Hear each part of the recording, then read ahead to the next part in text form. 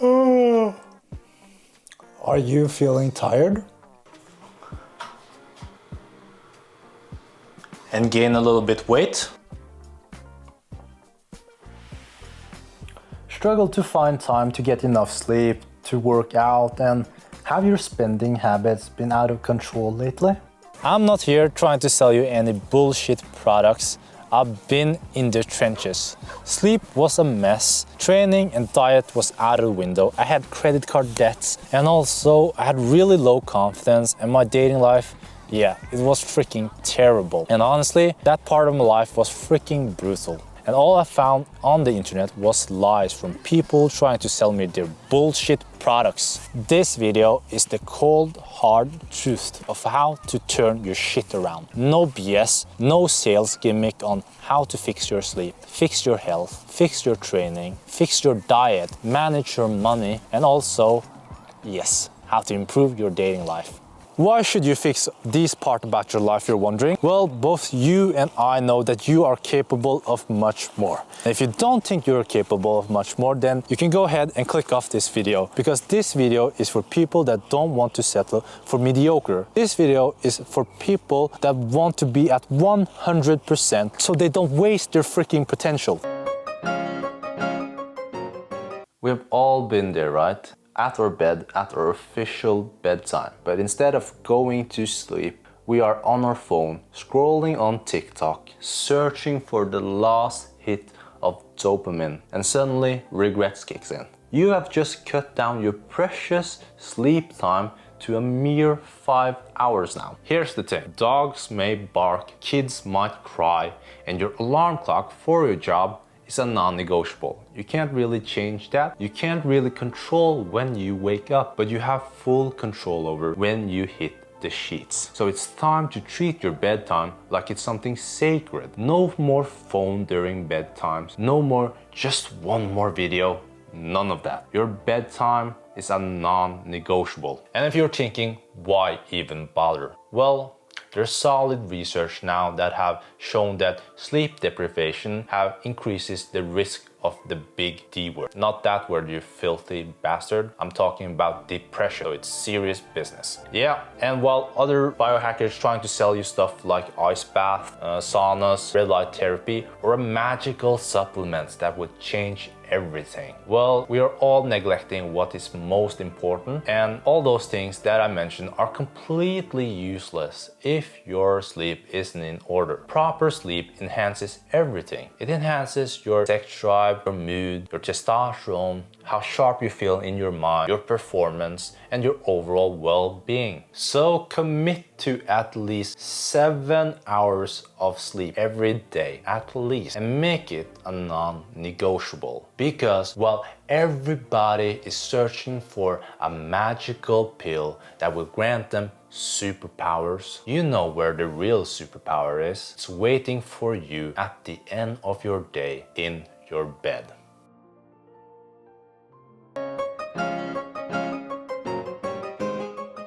Interesting.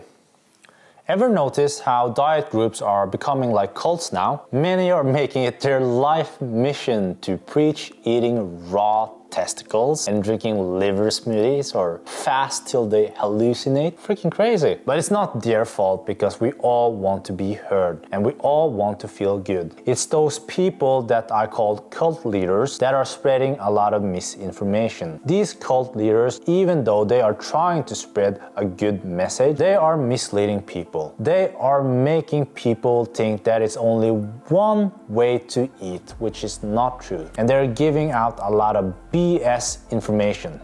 But here's the hard truth. There's not one single diet that is perfect for everyone. Carnivore, keto, or vegan might work wonders for some people, but they are not universal fixes for everyone. Why? Because we are all different. And even Paul Saladino or Sean Baker, cult leaders as I call them, they have even preached that if you thrive on what you're eating, don't change it. And what's freaking funny is that these mouth-breathing followers of them who seems to think that the earth is flat can't seem to understand that there is biodiversity between people. Like a bag of peanuts might be a snack for most people, but for someone else, that's a death sentence. The reason why so many might feel good on the carnivore diet or the keto diet or the vegan diet is not necessarily because of the food that is in the diet, but because the diet is an elimination diet, which means that you are only eating one type of food, so you are eliminating all the food that could potentially cause you inflammation, irritate you, or causes you to gain weight. So many feel great on this diet, not necessarily because of the food that is in the diet, but rather because of the food and the drinks they have eliminated from their earlier diet. So my advice when it comes to food and diet is just to keep it simple. You don't have to choose this or this, but rather focus on avoiding this. Avoid ultra-processed food. Avoid snacks and sweets. Avoid alcohol, try to be at a healthy weight, and that is 90% of the food and diet puzzle right there.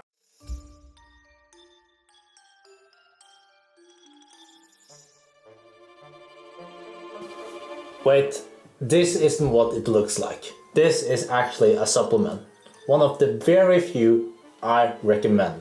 Most of us are spending a ton of money on supplements that basically do nothing for us. AG1 for $100 a month, LMT, which is a bag of salt, for $45 a month. You don't have to buy them just because Huberman and Rogan advertises for them. To see if you are lacking any micro or macronutrients from your diet or minerals, put the food you eat from your diet into chronometers, and then you'll see if you are lacking any vitamins and minerals. And then you can supplement accordingly to what you are lacking. Doing this way will save you a ton of money. And also, if you can, you would rather have those vitamins and minerals from real food rather than processed powders. Only supplement I recommend is creatine. This white powder, it's really cheap, a lot cheaper than the other white powder, and it's a ton of research that have backed creatine to have a lot of benefits like cognitive benefit, cardio benefit, and also strength benefits. And you should supplement creatine because it's really difficult to get enough creatine in our diet unless you are eating like 1 to 2 pounds of meat every single day, which most of us aren't. If you like that skit, hit the subscribe button.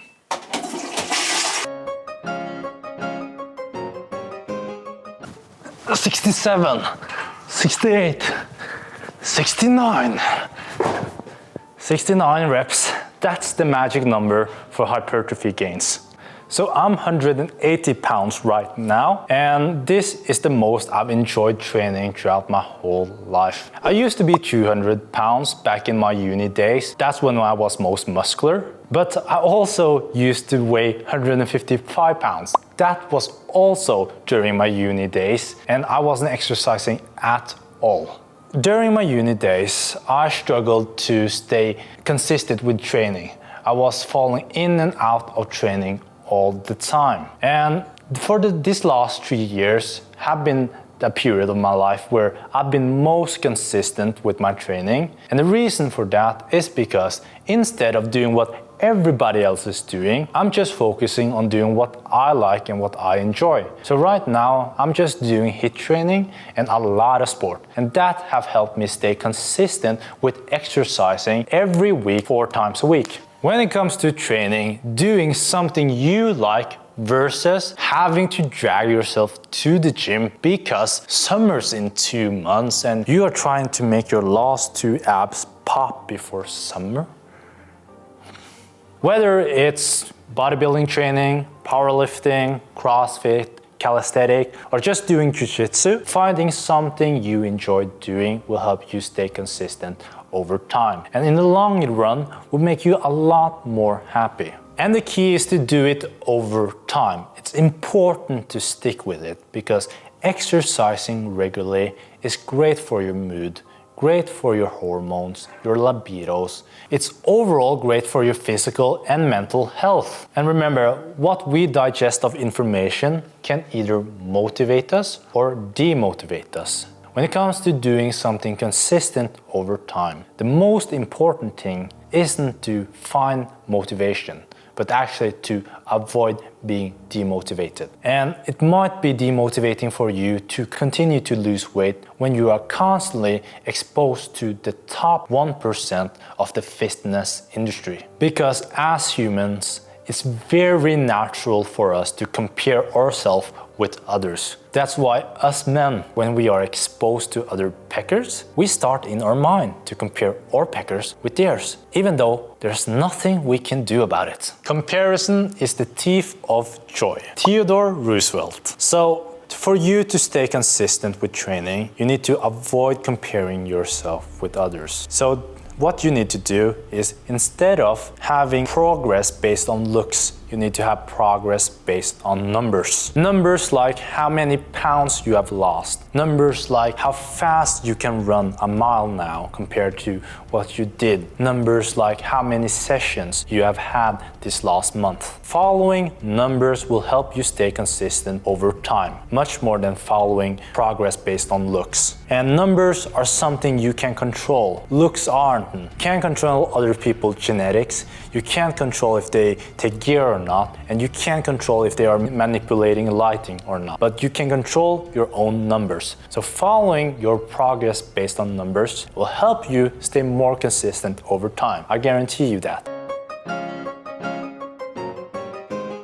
These are some good nuts. Talking about having good nuts, let's talk about testosterone. The driver for the bedroom, the training room, and even the boardroom. You see, low testosterone can lead to low libido. Low testosterone can also make you feel unmotivated, can also make you feel unconfident. And also, low testosterone can also increase the risk of you having depression. As we age, our natural production of testosterone will decrease. And for a small amount of people, they don't produce enough natural testosterone. So the solution for many in those groups is that to take testosterone exogenously, which means taking testosterone from outside the body. That means taking either TRT or maybe even some illegal anabolic steroids. And if you have heard Joe Rogan talk about TRT, you've probably been tempted to try it yourself, or at least I have. The problem with taking TRT or any exogenous testosterone is that since you are taking testosterone externally, your body's natural production will decrease. And I have a friend who is the same age as me, in his mid-20s. He's been taking TRT though for 3 years now, and his nuts are about this big right now. So yeah, that's not very impressive. And it's actually shrunken so much that sometimes it retracts inside of his body, like up inside of his body, so he can't find it in his ball sack. So he has to push his testicles back to his ball sack. And trust me, you don't want that. You want to increase your production of testosterone naturally. And why should you listen to me, you're wondering? Well, I have increased in the past my testosterone naturally up to 1004 nanogram each deciliter. That's the top 1%. And no, driving a 4x4 gasoline car won't increase your testosterone. Neither will shooting a lot of gun really increase your testosterone, even though that is hell a lot of fun. Here's how you can increase your production of testosterone naturally. Number 1, get at least 7 hours of sleep every day. As we talked about, that is a non-negotiable. Secondly, try to reduce stress. High cortisol levels can reduce optimal testosterone production, so try to not be stressed out all the time. Thirdly, have a fat-rich diet. Fat is great for your hormone health. Fourthly, try to get as much sunlight as possible. I know it might be difficult depending on where you live, but sunlight is great for your serotonin levels, so great for reducing stress, and also great for your circadian rhythm, so great for your sleep. 5, I don't usually recommend supplements, but if you're deficient in it, try to look at supplementing zinc. That is a nice looking belt, isn't it? Only $700. Add to bag. Earlier, I talked about people trying to sell you ice baths, infrared lights, and some other supplements that won't do much for you. Don't buy unnecessary stuff that won't do shit for you. I preach in having a simple life where you focus on your values. So if you value productivity, buying a lot of distractions doesn't make any sense. Example, Mark Zuckerberg wears the same clothes every day. Not because he can't afford new clothes. He does it because so he doesn't use any mental energy on trying to figure out what he should wear, because he values being focused and productive. What I really loved about living in Bali, and the reason why I think so many is happy there, is because regardless if you are the richest person on the island or a broke backpacker, everybody was wearing t-shirt, sandals, and was driving cheap scooters. With less focus on materialistic stuff, it was much easier to focus on what really makes you happy. Before you click on place order next time, ask yourself these questions. Do you really need to buy it? How many times do you think you're gonna use the thing that you are buying the next 6 months? How significantly worse would your life be if you didn't have it? I am of course not going to buy any Louis V belt for $700. That is nonsense. Let's talk about finances. And I'm no financial expert, and this is not financial advice, but as someone who has worked in a bank before, the most common pitfall I saw that ruined a lot of people's lives was having too much debts. Just because you can't get financing for a Porsche doesn't really mean you can afford it. I have seen so many lives getting ruined by bad financial decisions. So my advice here is to avoid debts, especially when it comes to materialistic things like cars, jewelry, clothes, etc. Like we talked about earlier, try to be sensible with your spending. That being said, we have on the other side of the spectrum people that have solid financials that just work and save and forget to enjoy life. I'm a huge advocate of letting people know that we work to live, we do not live to work. I don't think it's worth it for anybody to work 12 hours a day for 15 years for a magic salary in the future that finally lets you enjoy your life. It's not worth this because none of us are immune against heart attacks, none of us are immune against strokes, etc. And you can't take your 401k or your IRA with you to heaven. You can't. And even if you hit the magic salary, what if it doesn't make you any happier?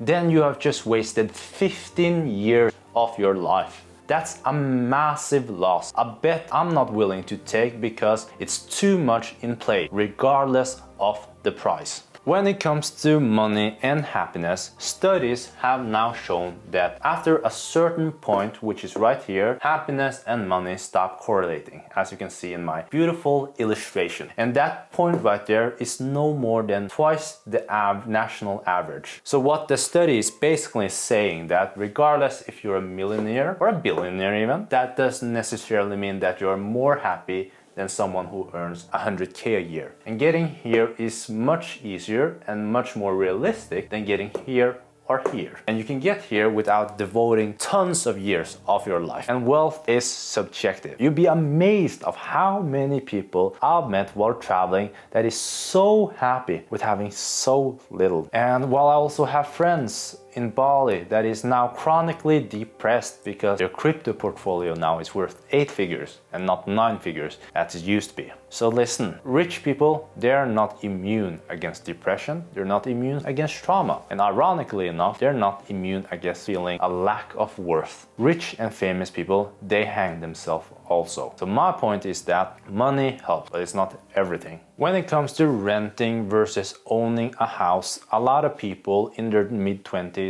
or early 30s are feeling pressured to own a house now because their parents' value is getting pushed on them because their parents owned a house when they were at their age right now. But owning a house now is a lot more difficult than it's ever been. Just look at the difference between house income versus house cost for the last 40 years now.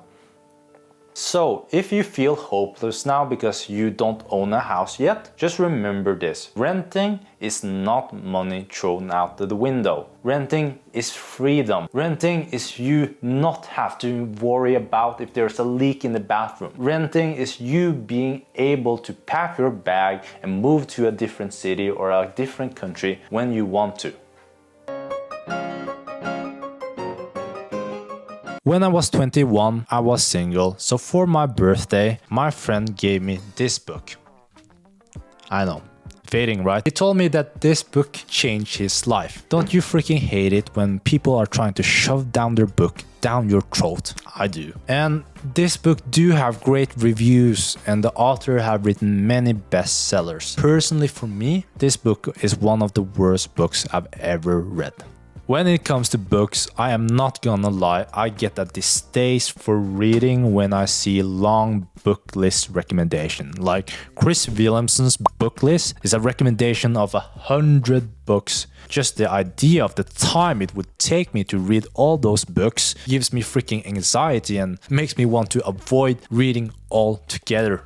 But let's not miss the real magic in books. Someone's life's work, a lifetime of wisdom, packed only in a few hundred pages or 6 hours of audio, that's gold dust. In the time it takes you to binge a couple of Netflix episodes, you can get insight and learn what it took a lifetime to learn from the most successful CEOs and people in the world. And that can't be ignored.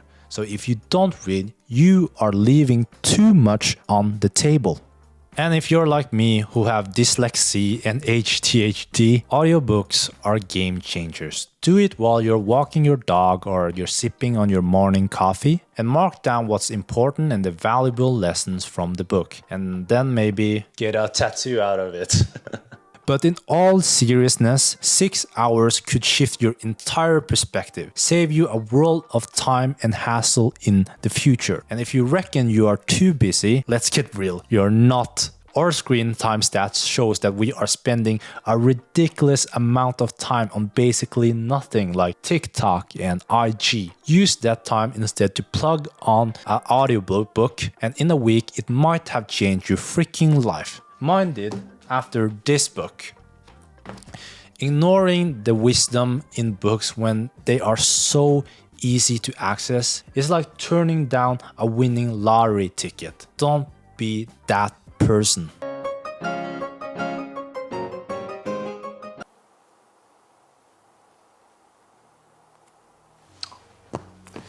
When it comes to online dating, unless you're in the top 2% of men, you are screwed. Your real attractiveness isn't measured by right swipes. People like Margot Robbie or Jennifer Aniston would never be considered supermodels. But in motion, they are irresistible. It's the way they talk, the way they move, and their energy about them. And the same goes for you. Your real attractiveness can't be measured on a still image. So don't let yourself be affected by right or left swipes on Tinder, king. People look differently from still images, aka photos, to how they look in videos, aka in real life. From my own experience, it's very common that people that look good on pics turns out to look like a sack of potatoes in real life. And often it's the people that only look regularly on photos turns out to be stunning in real life. Also, most women doesn't base who they think is a reliable long-term partner on some still footages and a couple sentences. And if they based it on that, then they're really shallow.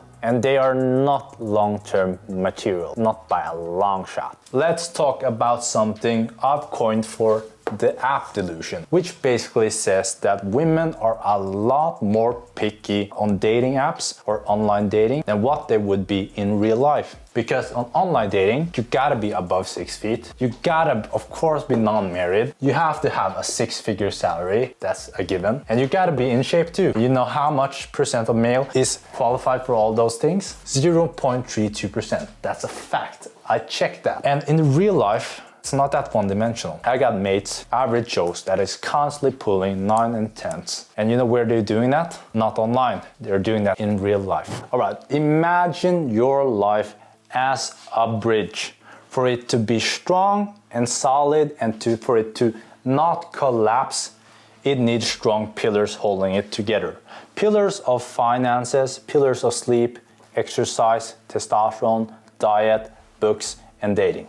I know, it's not the best strong bridge, but you know, you kind of still get the point, right? So you don't have to apply all the tips that I gave you, but you should really focus on the weak pillars. Because let's say you have 8 out of 10 pillars on finances and spending. So it's pretty solid, it's pretty thick. But then your sleep pillar is only a 2 out of 10. As you can see, the pillar is a lot smaller. Great illustration, I know. And so focusing on getting the sleep pillar to a 10 out of 10 then would have the most impact. So try to focus on your weakest pillars and start improving that, because that would have the most impact on your life right now. Not everything can be perfect, but you have to take everything into consideration. Because once you give up on one pillar, it's so easy to give up on another one. And let's say this pillars goes away, then you might think it's perfectly fine. Nothing happens to the bridge. So you give up on another pillar, then another pillar, then the bridge gets kind of wobbly. And then you give up on another pillar, then the bridge might collapse. And it might collapse into something like eating disorder, anxiety, or depression. Identify the weak pillars to your bridge and then make them solid. And that, my friends, are not how you survive, but actually how you thrive. Back to my analogy. Every part of your life is going through your bridge that is supported about these pillars that we talked about. Well, the foundation where the pillars are built upon needs also to be solid so that the pillars doesn't collapse. What I mean about that analogy is that if you are unhappy with your day-to-day life, like if you're unhappy with your relationship or your job, or you're hanging around toxic friends, it's going to be difficult for you to integrate these good habits and stick with it over time. If your life is unhappy on a fundamental basis, it's going to feel like a constant uphill battles to stick with these habits, and most likely you won't be able to do this. That's why you need to watch this video to make sure that your foundation is solid before you start building these healthy habits. Thank you guys so much for watching till the end. Please subscribe if you enjoy these type of contents. Stay healthy, keep thriving, and I see you guys on the next one. Peace.